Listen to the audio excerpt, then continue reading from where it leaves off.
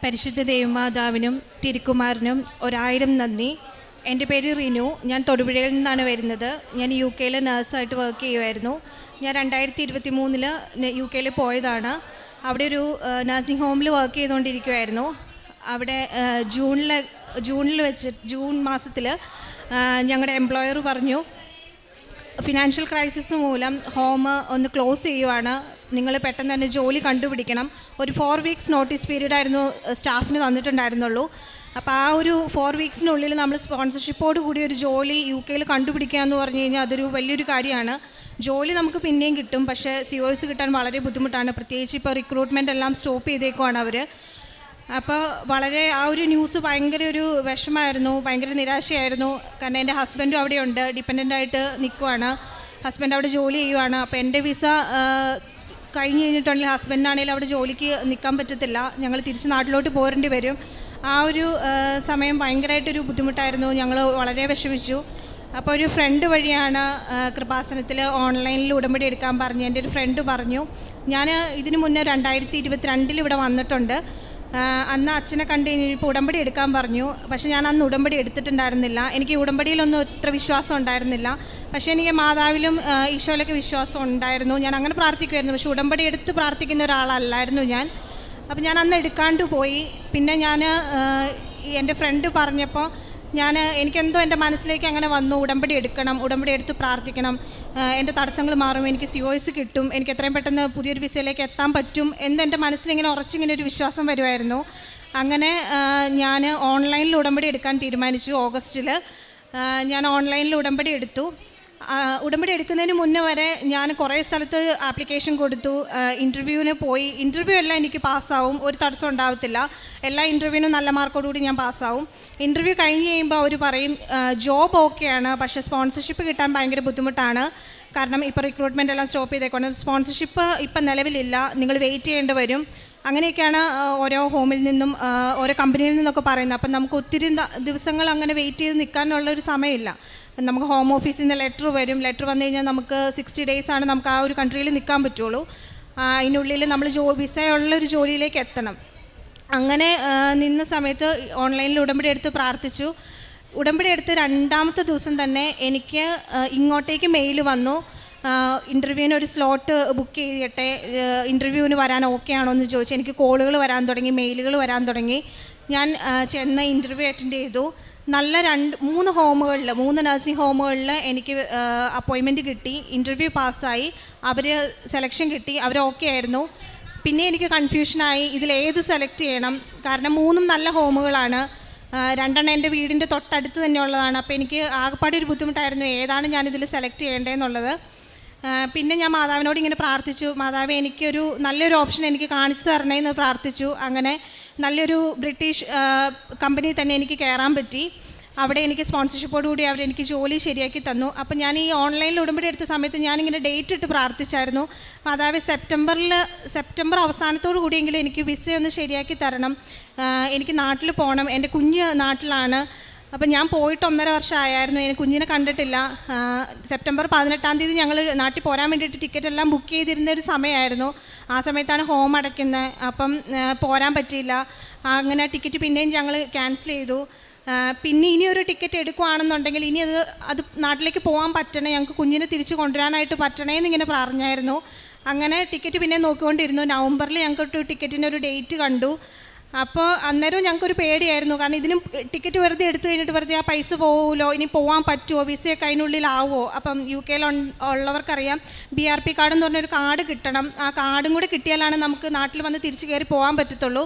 അപ്പോൾ അതൊക്കെ താമസമുള്ള കാര്യമാണ്. ചിലപ്പോൾ ചിലർക്ക് നേരത്തെ കിട്ടും, ചിലർക്ക് ഒത്തിരി താമസം പിടിക്കും അത് കാർഡായി വരാനായിട്ട്. അങ്ങനെ ഞാൻ പ്രാർത്ഥിച്ചുകൊണ്ടിരുന്ന് കഴിഞ്ഞപ്പം മാതാവ് എൻ്റെ മനസ്സിൽ നവംബർ 1 ഡേറ്റ് തന്നു, ടിക്കറ്റ് എടുത്തോളാൻ പറഞ്ഞിട്ട്. അങ്ങനെ എൻ്റെ മനസ്സിലിങ്ങനെ തോന്നിക്കുക. അങ്ങനെ ഞങ്ങൾ രണ്ടും കൽപ്പിച്ച് ടിക്കറ്റ് എടുത്തു. എനിക്ക് ആ ബ്രിട്ടീഷ് കമ്പനിയിൽ തന്നെ COSോടുകൂടി ജോലിയും കിട്ടി. നവംബർ 1-ാം തീയതി തന്നെ എനിക്ക് നാട്ടിൽ വരാൻ പറ്റി. നാട്ടിൽ വന്ന് ഞങ്ങൾ നവംബർ 22-ാം തീയതി തിരിച്ച് കുഞ്ഞുമായിട്ട് UK പോവുകയാണ്. അതിൻ്റെ ഇടയിൽ ഞാൻ ഇങ്ങനെ പ്രാർത്ഥിച്ചായിരുന്നു. ഞങ്ങൾ നേരത്തെ താമസിച്ചുകൊണ്ടിരുന്ന ഒരു അപ്പാർട്ട്മെൻറ്റിലായിരുന്നു. അപ്പോൾ കുഞ്ഞുമായിട്ട് ചെല്ലുമ്പം അവിടെ ഒരു മുറിയേ ഉള്ളൂ, ഒരു വീടായിട്ട് ഞങ്ങൾക്ക് കിട്ടണം. ഒരു 2 മുറിയുള്ളൊരു വീടും അങ്ങനെ കിട്ടിയാലാണ് കുഞ്ഞിന് അവിടെ നല്ലൊരു രീതിയിൽ നിൽക്കാൻ പറ്റത്തുള്ളൂ.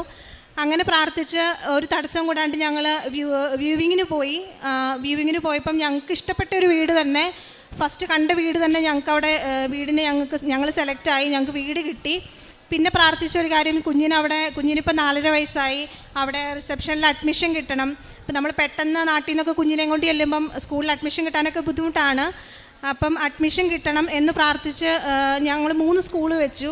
അതിൽ നല്ല സ്കൂൾ തന്നെ, വീടിൻ്റെ തൊട്ടടുത്തുള്ള സ്കൂളിൽ തന്നെ അഡ്മിഷൻ കിട്ടി. ഞങ്ങൾക്ക് മെയിൽ വന്നു. 22-ാം തീയതി ഞങ്ങൾ കുഞ്ഞുമായിട്ട് തിരിച്ചു പോവുകയാണ്. അതാണ് ഒരു സാക്ഷ്യം. വേറൊരു സാക്ഷ്യം എന്ന് പറഞ്ഞാൽ, ഞാൻ OET എഴുതിക്കൊണ്ടിരുന്ന സമയത്ത് ഞാൻ വലിയ കാര്യമായിട്ടൊന്നും, ഇതിനു മുമ്പ് ഞാൻ OET എഴുതിയിട്ടുണ്ട്. അന്നൊക്കെ നല്ല രീതിയിൽ പഠിച്ച് നല്ലപോലെ ഹാർഡ് വർക്ക് ചെയ്തിട്ടാണ് ഞാൻ എക്സാം എഴുതിയതൊക്കെ. ഞാൻ 2ാമത് OET എഴുതിയ സമയത്ത് ഞാൻ വലിയ കാര്യമായിട്ടൊന്നും പഠിച്ചിട്ടുണ്ടായിരുന്നില്ല. ഓൾറെഡി ജോലി പോയതിൻ്റെ ഒരു വിഷമമുണ്ട്, വിസ ആവുമോ അങ്ങനെയൊക്കെയുള്ളൊരു ഫ്രസ്ട്രേഷനിൽ ഇരിക്കുമായിരുന്നു. അപ്പോൾ രണ്ടും കൽപ്പിച്ച് എൻ്റെ മനസ്സിലൊരു ഡേറ്റ് എടുക്കാൻ തീരുമാനിച്ചു. ഞാൻ ഡേറ്റ് എടുത്തു. അങ്ങനെ ഞാൻ എക്സാമിന് പോയി. എക്സാം എഴുതിക്കൊണ്ടിരുന്ന സമയത്ത് റീഡിങ് എനിക്ക് ഭയങ്കര ടഫായിട്ടുള്ളൊരു മൊഡ്യൂളാണ്. അപ്പോൾ റീഡിങ്ങിന് എക്സാമിന് ഞാൻ ക്വസ്റ്റ്യൻസ് വായിച്ച് ജസ്റ്റ് ക്വസ്റ്റ്യൻ വായിക്കും, പക്ഷേ ഞാൻ ആൻസറിലേക്കൊന്നും നോക്കത്തില്ല. ആൻസറിൻ്റെ ഒരു ഓപ്ഷനിലേക്ക് എനിക്ക് നോക്കില്ല. ഞാൻ വിശ്വാസ പ്രമാണവും പ്രത്യക്ഷീകരണ പ്രാർത്ഥനയും മാത്രമേ ചൊല്ലിയിട്ടുണ്ടായിരുന്നുള്ളൂ. അങ്ങനെ ചൊല്ലി ഞാൻ എക്സാം അറ്റൻഡ് ചെയ്തു. റിസൾട്ട് വന്നു കഴിഞ്ഞപ്പം എനിക്ക് OETക്ക് 4 മൊഡ്യൂളിനും നല്ല സ്കോറോടുകൂടി, B ഗ്രേഡിലും മേളിലും നല്ല സ്കോറോടുകൂടി, ഒന്നും 350 അല്ല, എല്ലാത്തിനും 380 എബവ് മാർക്കോടുകൂടി എനിക്ക് പാസ്സാവാൻ പറ്റി. പിന്നെ ഓസ്കിയുടെ എക്സാമിനാണേലും ഫസ്റ്റ് അറ്റംപ്റ്റിൽ തന്നെ എനിക്ക് ക്ലിയർ ചെയ്യാൻ പറ്റി. രജിസ്ട്രേഷൻ്റെ ഉള്ള എല്ലാ തടസ്സങ്ങളും നീക്കി മാതാവ് തന്നു. എൻ്റെ ജീവിതത്തിലുടനീളം ഒത്തിരി അനുഗ്രഹങ്ങൾ എനിക്ക് തന്നിട്ടുണ്ട്. ഈ 2 സാക്ഷിയാണ് എനിക്ക് മെയിനായിട്ടും പറയാനുള്ളത്. പിന്നെ ഞാൻ ചെയ്തുകൊണ്ടിരുന്ന പ്രേക്ഷിത പ്രവർത്തനം എന്ന് പറഞ്ഞു കഴിഞ്ഞാൽ, ഞാൻ OETയും ഓസ്കിയും ഓൺലൈനായിട്ട് പിള്ളേർക്ക് എടുക്കുന്നുണ്ട്. UK-ലും നാട്ടിലുള്ള പിള്ളേർക്ക് എടുക്കുന്നുണ്ട്, ക്ലാസ് എടുക്കുന്നുണ്ട്. പിന്നെ ഞാൻ വർക്ക് ചെയ്തുകൊണ്ടിരിക്കുന്ന നഴ്സിംഗ് ഹോമിലാണേലും അവിടെ ഉള്ള പേഷ്യൻസ് എന്നൊക്കെ പറഞ്ഞാൽ ഡിമെൻഷ്യയൊക്കെ ഉള്ള റെസിഡൻസാണ് കൂടുതലും. അപ്പോൾ എന്നെക്കൊണ്ട് പറ്റുന്ന രീതിയിൽ അവരെ ഹാപ്പി ആക്കാനൊക്കെ ഞാൻ ശ്രമിക്കാറുണ്ട്. അവർക്ക് എന്തെങ്കിലുമൊക്കെ ബുദ്ധിമുട്ടുകളുണ്ടെങ്കിൽ അവരുമായിട്ടൊരു കൗൺസിലിംഗ് പോലെയൊക്കെ ചെയ്യാനായിട്ടൊക്കെ ശ്രമിക്കുന്നുണ്ട്. പിന്നെ എനിക്കറിയാവുന്ന എൻ്റെ കുറേ ഫ്രണ്ട്സുണ്ട്. അവർക്കൊക്കെ കുറേ ബുദ്ധിമുട്ടുകളുണ്ട്. കുറേ പേർക്ക് ഇനിയും ജോലി ശരിയാവാനുണ്ട്. അപ്പോൾ അവർക്കൊക്കെ വേണ്ടി പ്രാർത്ഥിക്കുന്നുണ്ട്. കുറേ പേര് എനിക്ക് സഹായം ഇവിടെ വരുന്നു കഴിയുമ്പോൾ പറയണമെന്ന് പറഞ്ഞിട്ടാണ് വിട്ടേക്കുന്നത്. അപ്പോൾ എല്ലാവരുടെയും തടസ്സങ്ങളെല്ലാം മാറാൻ വേണ്ടി പ്രാർത്ഥിക്കുന്നുണ്ട്. പിന്നെ എനിക്ക് പറ്റുന്ന രീതിയിലൊക്കെ മാതാവിൻ്റെ കാര്യങ്ങൾ എനിക്ക് പറയാൻ ഭയങ്കര താല്പര്യമാണ്. ബുദ്ധിമുട്ട് അനുഭവിക്കുന്നവരോട് കൃപാസനത്തിനെ പറ്റിയും കൃപാസന മാതാവിനെ പറ്റിയും. ആദ്യം ഞാൻ ഇതിനെപ്പറ്റിയുള്ള ഒന്നും വിശ്വാസം ഇല്ലാത്ത ഒരാളായിരുന്നു.